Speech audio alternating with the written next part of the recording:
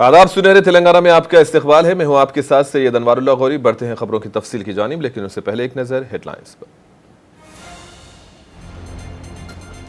निर्मल जिले में राहुल गांधी का इंतखाबी जलसे से खिताब, कहा पीएम मोदी अवाम से रिजर्वेशन का हक छीनना चाहते हैं।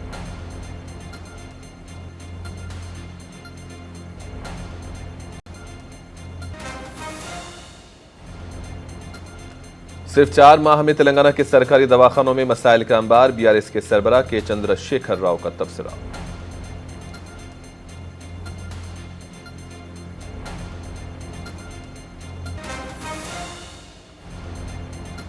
तेलंगाना में आज़मीन हज की टीकाकारी का अमल जारी, आसिफाबाद जिले के आज़मीन के लिए भी किया गया था इंतजाम।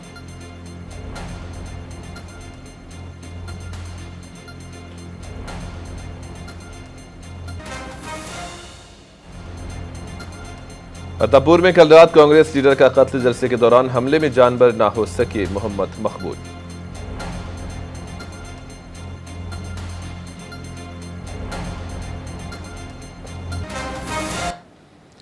निर्मल जिले में राहुल गांधी ने इंतखाबी जलसे से खिताब किया। कांग्रेस कायद का कहना था कि रियासती हुकूमत तेलंगाना में हर खातून के बैंक खातों में 2,500 रुपये जमा कर रही है। इन्होंने कहा कि रियासत की खवातीन को सालाना 1 लाख रुपये से जायद मिलेंगे। उनका कहना था कि जात पात की बुनियाद पर मरदमशुमारी के बाद तेलंगाना और भारत में इंतजामी उमूर मुख्तलिफ हो जाएंगे। इन्होंने ऐलान किया कि मरकज में कांग्रेस को इख्तिदार मिलने के बाद रिजर्वेशन को 50% से बढ़ाया जाएगा। राहुल गांधी का कहना था कि मोदी ने अपनी तकरीर में कभी नहीं कहा कि वो रिजर्वेशन बढ़ाएंगे।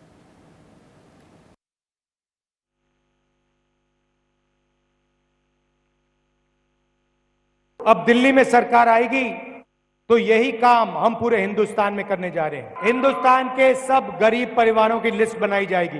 हर परिवार में से एक महिला का नाम चुना जाएगा और उस महिला के बैंक अकाउंट में साल के 1 लाख रुपए हमारी सरकार डाल देगी। 8,500 रुपए महीने के खटाखट हर महीने महिलाओं के बैंक अकाउंट। तेलंगाना के गरीब लोगों को 30,000 रुपए तेलंगाना की सरकार देगी और 1 लाख रुपए दिल्ली की सरकार देगी।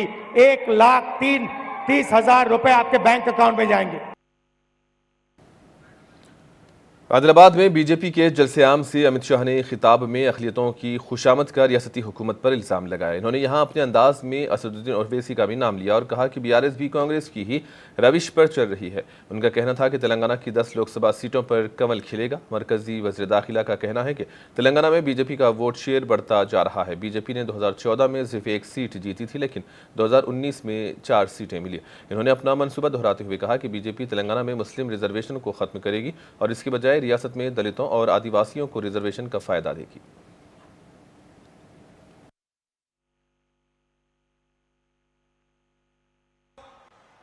एक कांग्रेस पार्टी ओवैसी के थियोरी से, ये रजाकारों से तेलंगाना को बचा सकती है क्या?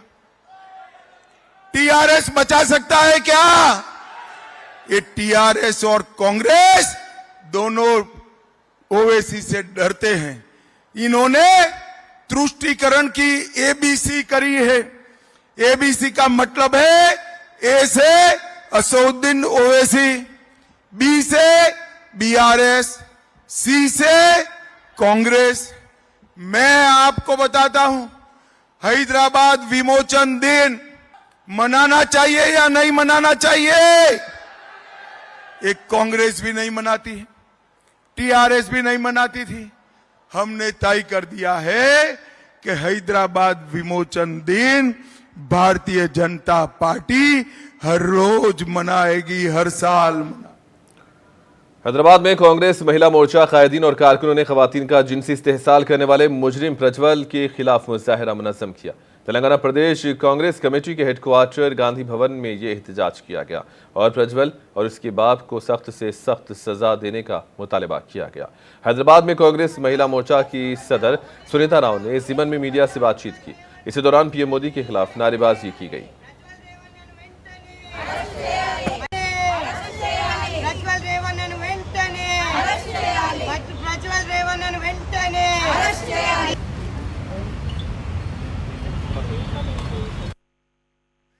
आज देश खतरे में है, आज महिला खतरे में है। आज देखे गए तो प्रज्वल रेवन्ना यहाँ से भाग के जर्मनी चले गए, प्रधानमंत्री सो रहे हैं। किस चीज़ का संकेत दे रहे प्रधानमंत्री और होम मिनिस्टर बोल के हम लोग पूछ रहे हैं। आज देश की प्रधानमंत्री कुछ बात नहीं करते। आज बहुत सारे हादसे जितने भी हुए वो पूरे बीजेपी के हयाम में हुआ, चाहे वो रेजलेस का केस होने दो, उन्नाव का केस होने दो, हाथरस का केस होने दो। नहीं तो आप देखे गए तो ब्रिजभूषण सिंह जी को अरेस्ट करने में भी एफआईआर तक भी नहीं बना। किस चीज़ का संकेत दे रहे मोदी जी? केसीआर कहते हैं कि थोड़े से अरसे में ही रियासत के सरकारी दवाखानों की हालत काबिल अफसोस बन चुकी है। इन्होंने एक जलसे में कहा कि वरंगल एमजीएम में एयर कंप्रेसर नहीं है, जिसके नतीजे में वहां पैदा होने वाले बच्चों को तकलीफ में डाला जा रहा है। केसीआर के मुताबिक आदिलाबाद रिम्स अस्पताल में मुर्दाखाने की मशीनें काम नहीं कर रही हैं और लाशों से बदबू आ रही है, जिसकी वजह से डॉक्टर पोस्टमार्टम करने से भी कतरा रहे हैं।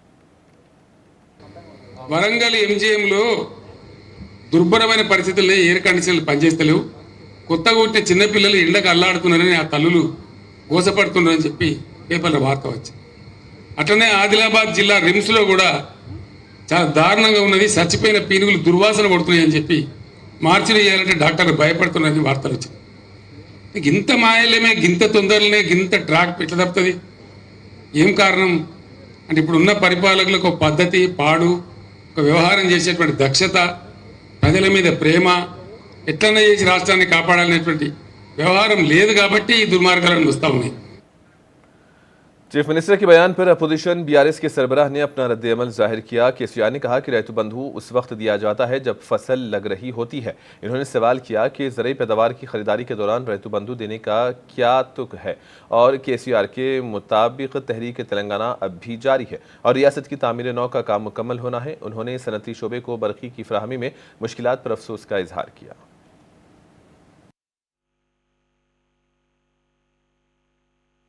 నేను మీ అందరిని ప్రార్థించేది ఒకటే, 2001లో తెలంగాణ జెండా ఎత్తినాడు హుజురాబాద్ గడ్డ ఆనాడు పెద్ద నాయకులు లేకపోయినా బ్రహ్మాండంగా జడ్పీటీసీలు, ఎంపీపీలు గెలిపించిన గడ్డ హుజురాబాద్ గడ్డ 2001లోనే. దాని ఫలితమే మనకు తెలంగాణ వచ్చింది. బ్రహ్మాండంగా ఉన్నాం. తెలంగాణ ఉద్యమం అయిపోలే, ఇంకా ఉన్నది. తెలంగాణ పునర్నిర్మాణ ప్రక్రియ కూడా ఇంకా ముందుకున్నది. మన బాధ్యత అయిపోలే. అందుకోసం దయచేసి నేను మీ అందరినీ కోరేది ఒకటే మాట చెప్తా మీకు. నేను ఇంత జల్దీ 4-5 నెలల్లోనే ప్రజల నుంచి ఇంత వ్యతిరేకత కొనుక్కున్న ఈ ప్రభుత్వం కొసముట్టే ప్రభుత్వం కాదు. రెండవది, 100% నేను మీకు చెప్తా ఉన్నా, మీరు నా మాట మీద విశ్వాసం ఉంచండి. మళ్ళా బ్రహ్మాండంగా ఎప్పుడు అసెంబ్లీ ఎలక్షన్ వచ్చినది, మధ్యలో వచ్చినా కొసకొచ్చినా ఎప్పుడు వచ్చినా ఖచ్చితంగా మళ్ళా మన గవర్నమెంటే వస్తుంది. దాంట్లో ఎవరికి కూడా అనుమానం అవసరం లేదు. 100%. आसिफाबाद जिले के 35 आज़मीन सरकारी कोटे के तहत मुंतखब होने के बाद सफ़र हज के लिए रवाना हो रहे हैं। जनूर, केरामेरी, आसिफाबाद, कागज़नगर के तमाम आज़मीन हज के लिए टीके लगाने और पोलियो ड्रॉप का इनेकाद किया गया, जिसमें हज कमेटी के रुकन इलियास अहमद, मुंबई सेंट्रल हज कमेटी के ट्रेनर आरिफ अहमद, महाराष्ट्र हज कमेटी के ट्रेनर शाहिद इंजीनियर और खलीलुद्दीन हज ट्रेनर ने शिरकत की। हज सोसाइटी के जिम्मेदार हाफिज़ रियाज अहमद, अंसार हुसैन, सैयद उबैद अली, अब्दुल शुक्र ने उलमा इकराम और सियासतदानों का इस्तकबाल किया। और इस हज कैंप में शिरकत करने वालों में कांग्रेस पार्टी के रवि श्रीनिवास, साबिक म्युनिसिपल चेयरमैन शेख दस्तगीर और दीगर ने भी शिरकत की।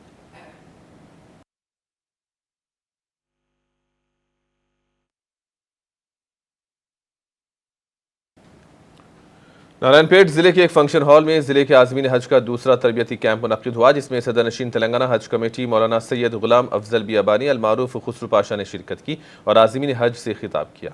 इस मौके पर तेलंगाना हज कमेटी मेंबर लईक अहमद, मौलाना PM मुजम्मिल रशादी, वाला जाही के अलावा मुकामी हज सोसाइटी नारायणपेट के जिम्मेदारान, उलमा और मशाइख भी मौजूद थे।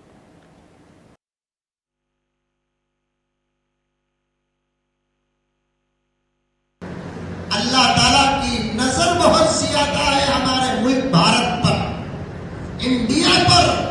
अल्लाह इन उलमा के अमरों में बरकत अता फरमाए। अब्दुल अजीम जैसे नौजवान जो तमाम साथियां हैं, सबका नाम लेने का मुझे मौका नहीं मिलता, इनकी खिदमत को कबूल फरमाए। हाजी साहब जैसे फिक्रमंदों की फिक्र को अल्लाह ताला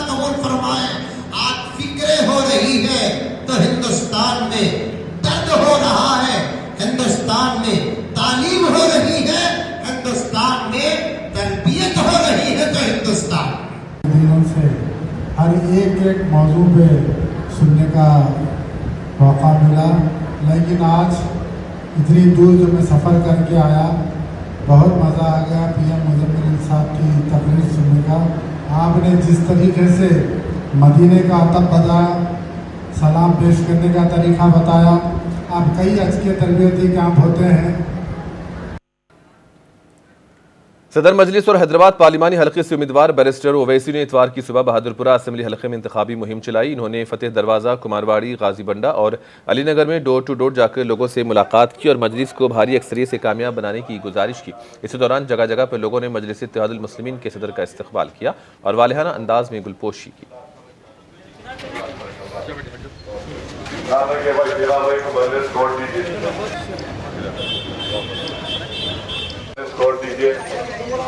पतंग का निशान है, अपनी पार्टी को कामयाब करिए। तस्वीर की जाती है मजलिस इत्तेहादुल मुस्लिमीन को वोट देकर कामयाब करिए। सिकंदराबाद पार्लिमानी हल्के से कांग्रेस के उम्मीदवार दानम नागेंदर ने सिटिंग एमपी के खिलाफ बड़े पैमाने पर मुखालिफ लहर पाई जाती है। इसका फायदा लेने के लिए दानम नागेंदर इस जीवन में मुख्तलिफ मजाहिब के लोगों से जुड़ने की कोशिश कर रहे हैं और सेकुलरिज्म का नारा भी बुलंद किया। उनका कहना है कि बीजेपी ने पिछले 5 सालों में सिकंदराबाद के हल्के के लिए कुछ भी काम नहीं किया।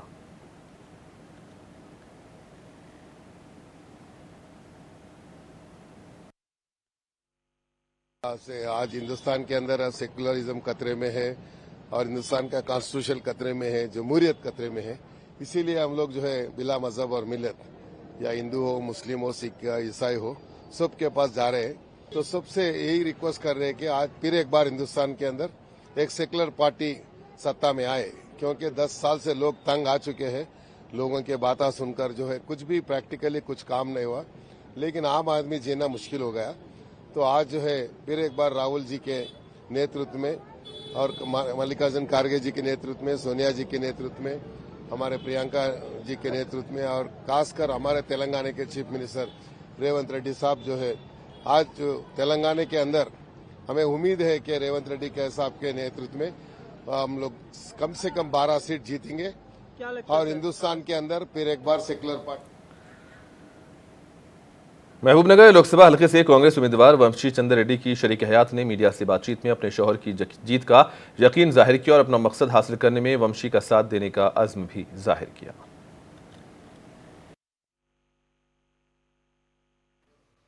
This time, my husband Vamshi Chandra Reddy is definitely going to win with a massive majority, and he will be the voice of Mahbubnagar voters in the parliament. Well, I don't see this as a very tough election because Mahbubnagar people are very smart, they're very intelligent, and I'm very sure they will vote for him because this election is based on the credentials of a person. And I know Vamshi Chandra Reddy is a man of integrity, so he will definitely win this time. Of course, yes, it will help him become the next Prime Minister because Rahul ji has always been his role model. He's a great source of inspiration to all the youngsters, all the young leaders in India. So definitely Vamshi ji's victory will help. Islamabad Congress उम्मीदवार जीवन रेड्डी के हवाले से social media पर viral एक video के बारे में कांग्रेस लीडर वजाहत पेश कर रहे हैं। हालिया अरसे वाक़े पर TPCC media committee in charge Ram Mohan Reddy ने सफाई पेश की और बीजेपी एमपी अरविंद के झूठे वादों की मजम्मत की।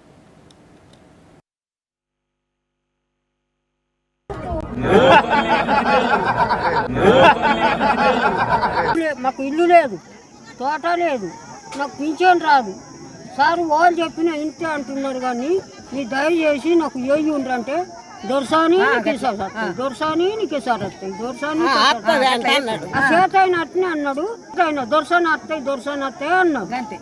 అన్నారు అన్నట్టు నేను అన్నా చేతికి అమ్మ అంట గిట్ట చూపి కొట్టినట్టు పెట్టి నన్ను బదనం చేసినట్టు ఆయన బదనం నువ్వేం కాదు. परसों जब निज़ामाबाद पार्लियामेंट कॉन्स्टिट्यूंसी में हमारे कांग्रेस के कंटेस्टेंट जीवन रेड्डी साहब जब कैंपेनिंग में गया परसों सुबह, वहाँ रूरल एम्प्लॉयमेंट का औरतों से भी मिला कैंपेनिंग के समय में, और उन लोगों में से एक औरत ने उसकी समस्या बोली थी और उस समस्या को एड्रेस करते हुए जीवन रेड्डी साहब ने, उसका स्टाइल है कि सब लोगों को क्या बोलते हैं हक करके, नहीं तो बहुत बहुत मिंगल हो जाते हैं, वैसे ही उसको ऐसा बोलकर दोरसानी तेलुगु में बोला, दोरसानी निधि అయిపోతది पो बोले तो तुम्हारा काम हो जाएगा, क्वीन जैसा चले जाओ, वैसा बोल के ऐसा बोला। उसको बीजेपी ने वो बिट को कट करके थोड़ा स्पीड अप करके ऐसे दिखाया कि जीवन रेड्डी साहब ने उसको थप्पड़ मारा।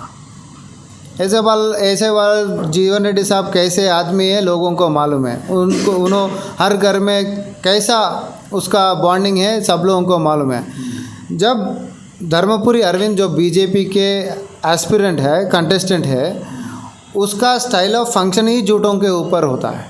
ये फेक प्रोपेगेंडा के ऊपर ही उन्होंने सर्वाइव करने के लिए और एक बार भी कोशिश कर रहा है। मगर लोग तो बस ये पूछ रहे हैं कि ये 5 साल में तुम एमपी बनकर यहाँ से तुम क्या किया, क्या डेवलपमेंट किया, पार्लियामेंट में इस समस्याओं के ऊपर मैं लड़ा बोल के क्या किया। तुमने तो एफिडेविट में सिग्नेचर डाल के 6 महीने में मैं टर्मरिक बोर्ड लेकर आऊँगा बोल के वादा किया था। 5 साल हो गया, टर्मरिक बोर्ड दिखाओ, वो भी सिर्फ कागज़ के ऊपर ही है। ऐसे वाला कायम नहीं चलेगा बोल के इसको फिर एक बार जीतने के लिए ऐसे वाला गलत काम कर रहे हैं। मगर जिस वीडियो जड़चल्ला शहर के मोहल्ला फजल बंडा में आज जड़चल्ला के साबिक रुकन असम्बली और महबूबनगर जिला बीआरएस सदर डॉक्टर सी लक्ष्मण रेड्डी ने पदयात्रा की। इसी दौरान इन्होंने जिले महबूबनगर बीआरएस के पार्लियामेंट उम्मीदवार की तायद में घर घर जाकर बीआरएस को कामयाब बनाने पर जोर दिया। इन्होंने कहा कि कांग्रेस अपने इंतखाबी वादे पूरे करने में नाकाम रही और इसीलिए इसे सबक सिखाने का वक्त आ चुका है। इस मौके पर बीआरएस के उम्मीदवार श्रीनिवास रेड्डी के अलावा दीगर भी मौजूद थे।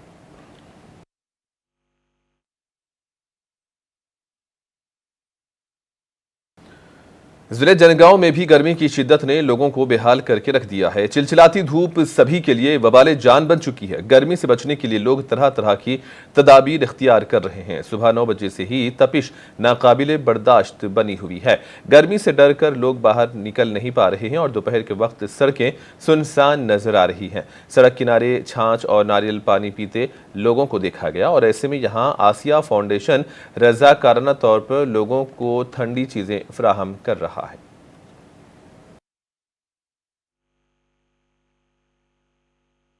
ఈ ఎండ తీవ్రత వల్ల మా ఆశా ఫౌండేషన్ వచ్చి ప్రజలకి ఉచితంగా ఈ మజ్జిగని ఇప్పుడు మేము పంచుతున్నామండి। సో దీని ముఖ్య ఉద్దేశం ఏంటంటే ఇలాంటి టైంలో చాలామంది బయట రాకుండా వాళ్ళ ఇంట్లో నుండి ఈవినింగ్ పూట బయటకు రావడం మంచిదని చెప్తున్నాము। बहुत ज़्यादा धूप हो रही है, तापमान 30-80 पार हो रहा, 40 के पास हो रहा, पब्लिक बिल्कुल बाहर नहीं आ रहा, पूरा गर्मी हो रहा, धंधा पूरा क्लोज चल रहा, पब्लिक पूरा परेशान हो रहा, हम भी परेशान हो रहे गर्मी में, यहाँ पूरा हालत ख़राब है गर्मी से। राजेंद्र नगर इलाके के अतापुर पुलिस स्टेशन हुदूद में कांग्रेस कारकुन का कत्ल कर दिया गया। इंदिरा नगर बस स्टॉप के पास कांग्रेस पार्टी के इंतखाबी जलसे के दौरान कांग्रेस लीडर मकबूल और मनोज पर नामालूम अफराद ने हमला किया। असद नगर में कांग्रेस पार्टी कॉर्नर मीटिंग रखी गई थी। हमलावर का नाम अमजद बताया गया। अमजद के हमले में मोहम्मद मकबूल वहीं पर गिर पड़े और मुकामी अस्पताल ले जाने से पहले ही दम तोड़ गए। पुलिस इब्तदाई तौर पर इस नतीजे पर पहुंची है कि ये कत्ल माली लेन देन के तनाजुर में हुआ। पुलिस ने मुकदमा दर्ज किया और तमाम जावियों से तफ्तीश कर रही है।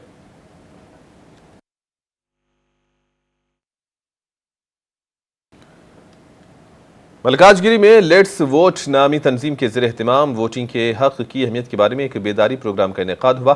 मलकाजगिरी चौराहे से सफीलगुड़ा मिनी टैंक बंड तक एक रैली निकाली गई और रास्ते में लोगों से कहा गया कि वो लाजमी तौर पर अपने हक राय दही से इस्तेफादा करें। रच्छाकुंडा के पुलिस कमिश्नर तरुण जोशी, डीसीपी पद्मजा रेड्डी और इस प्रोग्राम में मेहमान खुसूसी के तौर पर दीगर भी मौजूद थे।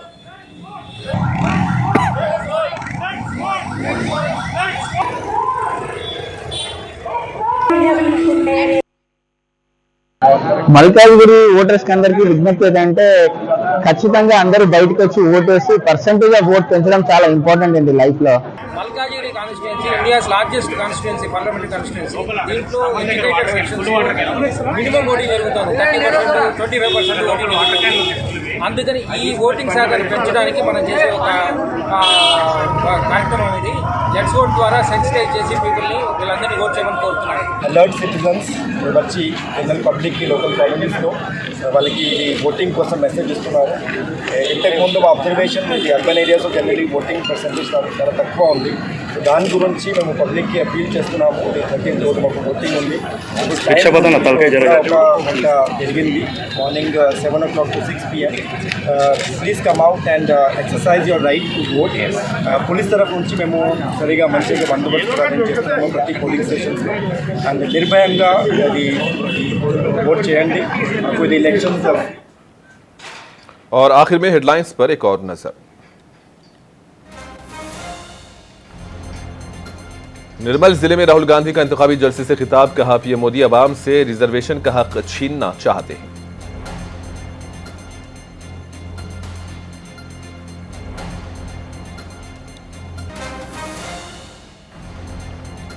सिर्फ 4 माह में तेलंगाना के सरकारी दवाखानों में मसाइल का अंबार, बीआरएस के सरबराह के चंद्रशेखर राव का तबसरा।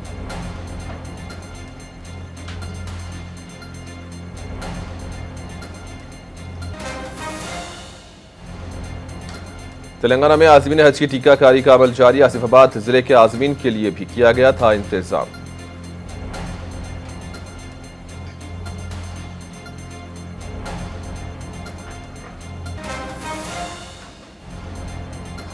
अतापुर में कल रात कांग्रेस लीडर का खत, जलसे के दौरान हमले में जानबर ना हो सके मोहम्मद मकबूल।